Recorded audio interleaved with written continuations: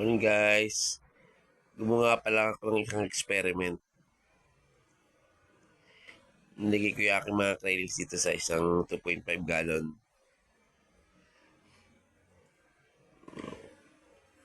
Na walang aerator, walang pump.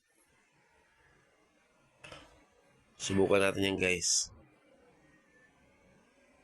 Yan. Gumawa ako ng mga hides.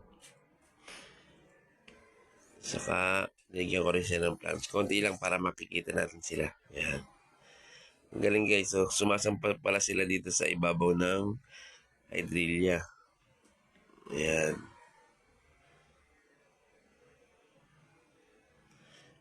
$20 po sila.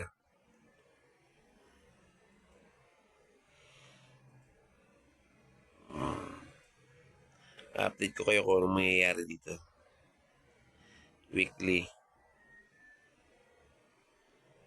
Nilagyan ko rin siya ng snail. Pakainin ko rin siya ng PO2.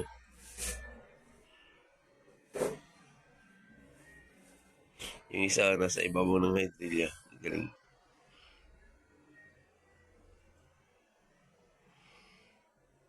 Salamat guys.